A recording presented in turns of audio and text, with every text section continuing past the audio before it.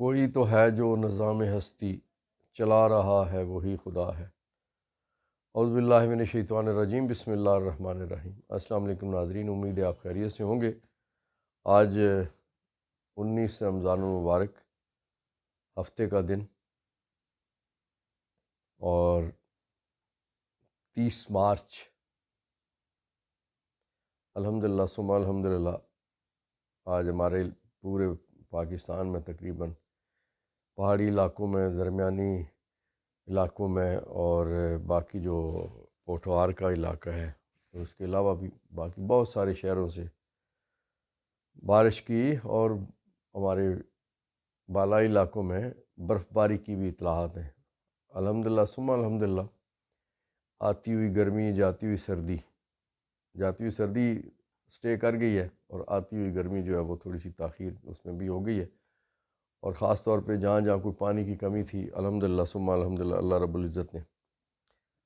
اس کمی میں بہتری پیدا کر دی ہے۔ ناظرین، وہ کہتے ہیں کہ تم سے پہلے بھی ایک شخص یہاں تخت نشین تھا،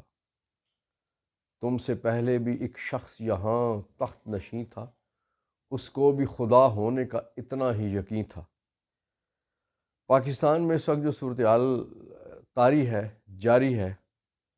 یہ شعر اس پہ بڑا فٹ بیٹھتا ہے۔ کچھ لوگوں کو یہ زوم ہے کہ وہ ساری زندگی اسی طرح سے مظالم ڈھاتے رہیں گے، ظلم کرتے رہیں گے، جبر روا رکھیں گے۔ آپ کو پتہ ہے کہ ہر دور میں نمرود، شداد، حامان، فرعون، اس قسم کی صفات والے لوگ موجود رہتے ہیں، اور یہ صفات جو ہیں یہ اللہ سے ٹکرانے والی صفات ہیں۔ انہیں یہ یقین نہیں ہوتا کہ انہوں نے ایک دن مرنا ہے، انہیں یہ یقین نہیں ہوتا کہ ایک دن حساب دینا ہے، انہیں ایک دن یقین نہیں ہوتا کہ ان کی طاقت ایک دن چھن جانی ہے، لیکن طاقت چھن جاتی ہے۔ اس وقت جو پاکستان میں صورتحال جاری ہے، بہت زبردست قسم کا ایک جو انقلاب، میں کہتا ہوں کہ جو عدلیہ کی اندر سے اٹھا ہے، کہ ایک تقریباً پوری ہائی کورٹ چیخ اٹھی ہے کہ انٹیلیجنس ایجنسیاں نام لے کے ISI کا مداخلت ہو رہی ہے،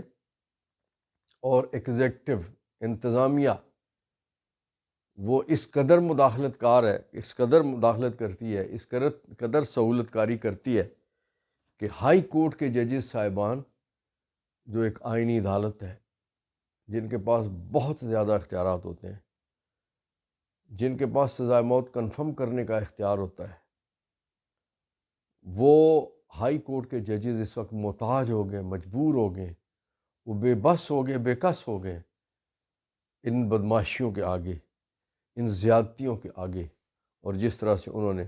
اپنے اوپر ڈھائے جانے والے مظالم، اپنے اوپر کی جانے والی زیادتیاں، اپنے خاندانوں کے اوپر، اپنے بھائیوں کے اوپر، اپنا بہنوئی، اپنا اور عزیز و اقربا، بچوں کی شادیاں رکوا دی گئی، یعنی جس طرح سے جو کچھ مظالم ڈھائے گئے، اس کی پوری تفصیل انہوں نے اس خط میں جو سپریم کورٹ کو لکھا گیا تھا، سپریم جوڈیشل کونسل کو۔ اس کے بعد کیا ہوا کہ سپریم جوڈیشل کونسل کی بجائے قاضی فائز عیسیٰ صاحب نے کچھ مشاورت کی، ان ججز صاحبان کو بھی، اسلام آباد ہائی کورٹ کے ججز صاحبان کو بھی اپنے گھر افطاری پہ بلایا، اور مشاورت کے بعد انہوں نے پھر سپریم کورٹ، فل سپریم کورٹ جو 14 یا 15 ججز ہیں، وہ ان کو بٹھایا، اس پہ کچھ مشاورت ہوئی، اور اس کے بعد پھر وزیر اعظم صاحب کو انہوں نے بلوا لیا ملاقات کے لیے۔ جو سپریم کورٹ کے اندر کی خبر ہے کہ وہاں کچھ ججز نے، 4 ججز کے نام لیے جا رہے ہیں، کہ اس میں اطہر من اللہ صاحب بھی ہیں، جسٹس عائشہ ملک بھی ہیں، اس میں منیب صاحب بھی ہیں، کہ ان ججز نے یہ کہا کہ یہ تو 6 ججز ہمارے اسلام آباد ہائی کورٹ کے، یہ ہمارے ہیرو ہیں۔ تو اس پہ قاضی صاحب کہتے ہیں کہ بہت سیخ پا ہوئے، ان کا فار گاڈ سے یہ ایسا نہ کہیں، وہ ہمارے ہیرو نہیں ہیں۔ یہ ان کے لیے بڑا چبھتا ہوا لفظ تھا، لیکن یہ ہے کہ پوری قوم اور پوری دنیا ان کو ہیرو سمجھ رہی ہے۔ اس وقت پوری دنیا میں یہ چیز جو ہے وہ، اس پہ بہت زیادہ باتیں ہو رہی ہیں، لیکن قاضی صاحب اگر نہ مانے تو نہ مانے، قاضی صاحب کو کون بنوا سکتا ہے؟ قاضی صاحب قاضی صاحب ہے، ظاہر ہے قاضی صاحب قاضی القضاء ہیں، ان تک چیز بہت مشکل ہے کہ اگر ان سے منوائی جائے۔ ناظرین، قاضی صاحب نے جو پوری کورٹ بٹھانے کے بعد جو فیصلہ آپ نے جو آپ کو پتہ ہے نا کہ اس وقت جو جسٹس اعجاز الحسن اور جسٹس نقوی صاحب وہ ریزائن کر کے چلے گئے، اور حالات سے مجبور ہو کے کہ جس انداز سے ان کا ناطقہ بند کر دیا گیا تھا، اور پھر ایک جسٹس شاہ جمیل لاہور ہائی کورٹ کے، جنہوں نے میں سمجھتا ہوں نظام کے منہ پہ تمانچہ مارا ہے کہ وہ ان کا نہ کوئی کیس تھا نہ کچھ تھا، لیکن انہوں نے وہ اپنے کچھ اشعار کے ذریعے سے جو آزادی پسندی کے اشعار تھے وہ لکھتے ہوئے انہوں نے ریزائن کر دیا۔ تو یہ اس بات کی غمازی کرتا ہے، اس بات کا اظہار ہے کہ لوگ عام میرے اور آپ جیسا پاکستانی نہیں ناظرین،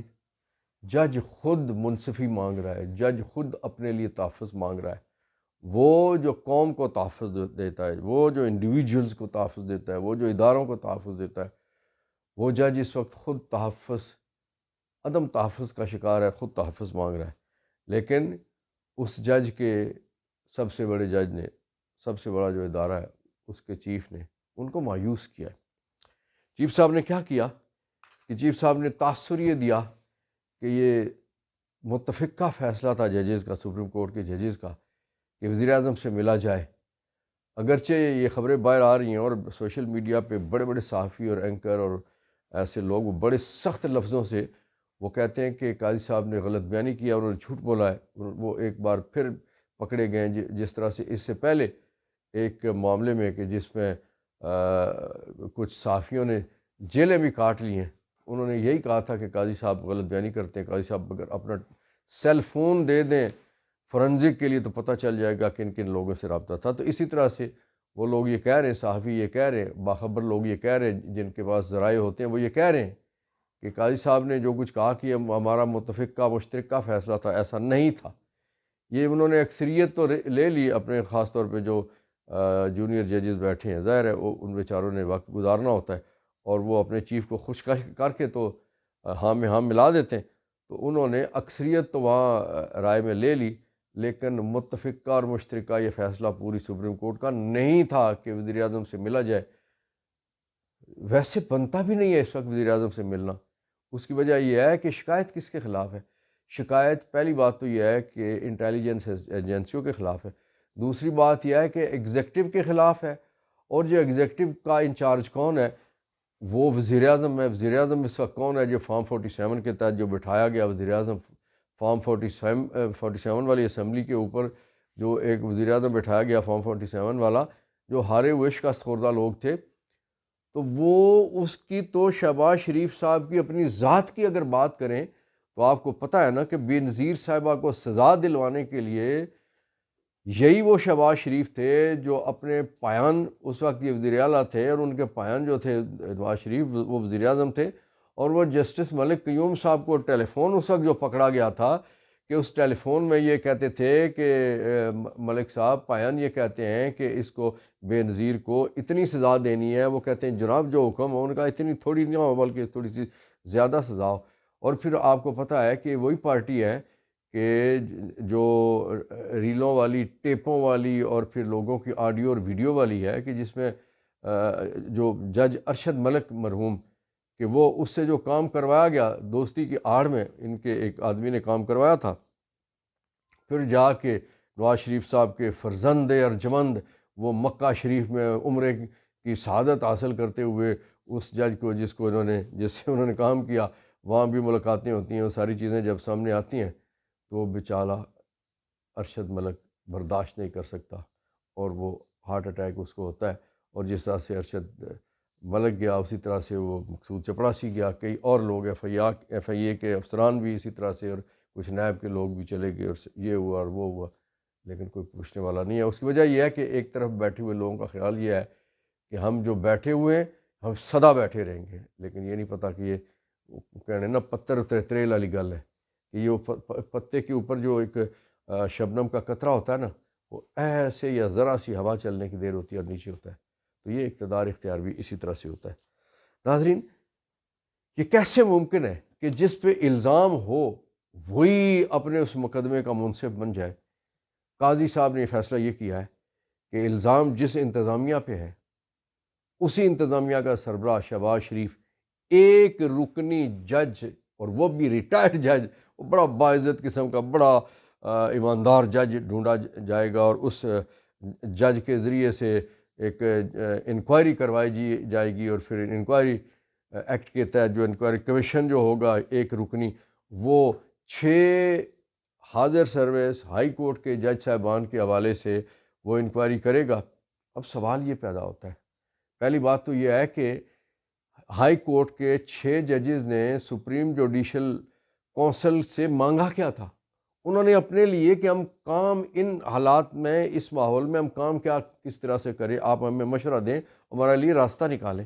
تو اس کے لیے راستہ ان سے اوپر کی عدلیہ جو تھی، وہ سپریم کورٹ کے مطالبہ یہی کیا گیا تھا کہ 3 سینئر ججز بیٹھ کے تو یہ فیصلہ کریں اور اس کو پروو کریں، اور اس پہ جو کچھ بھی انکوائری کریں، اور اس کے آگے جو راستہ نکلتا ہے اس راستے کو نکالیں۔ لیکن مٹی پاؤ پالیسی کے تحت جس طرح سے قاضی فائز عیسیٰ صاحب نے معاملہ دبانے کے لیے وہ ایک کمیشن والے معاملے پہ انہوں نے راستہ نکالا ہے وزیر اعظم سے اور وزیر قانون سے ملنے کے بعد، تو یہ بڑا مکروہ راستہ ہے جس کو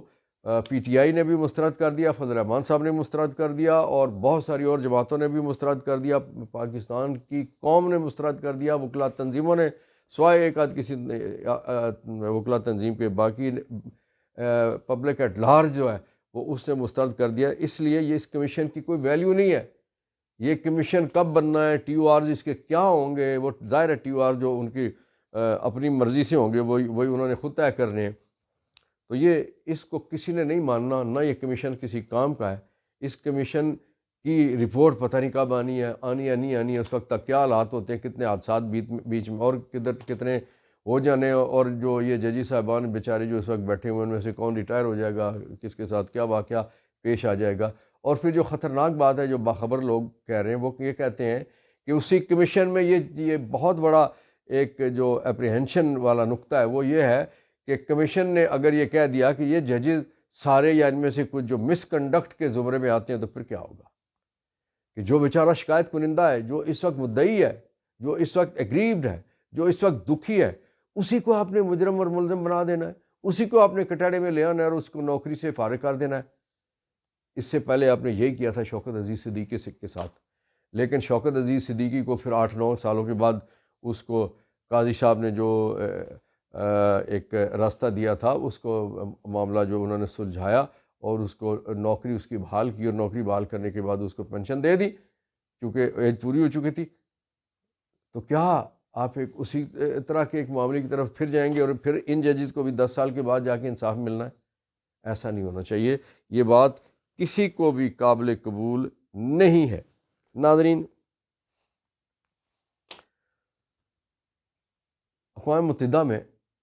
جو قرارداد پیش ہوئی اور منظور ہوئی، اور جس میں پہلی بار امریکہ نے ویٹو پاور استعمال نہیں کی اور اپنے آپ کو اس نے ووٹنگ میں شامل نہیں کیا، جس کی وجہ سے قرارداد منظور ہوئی،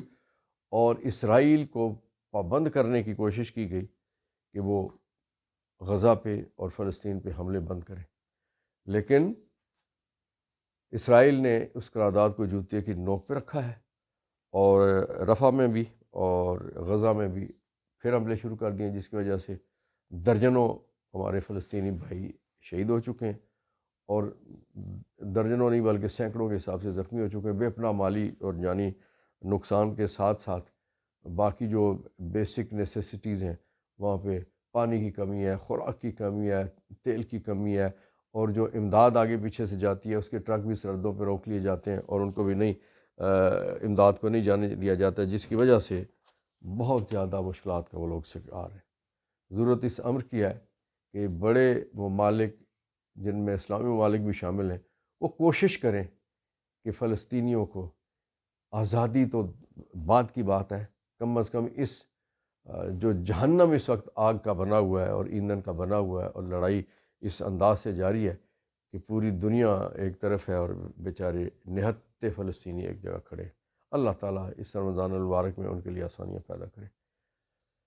آپ کا بہت شکریہ، آپ ہمیں دیکھتے ہیں، ہمارے چینل کو سبسکرائب بھی کیجیے، لائک کیجیے، اور ہماری سچ کی، حق کی اور اس آزاد آواز کو دوسرے دوستوں تک پہنچانے کے لیے ہماری مدد کیجیے۔ بہت شکریہ۔ پاکستان زندہ باد، فلسطین پائندہ باد۔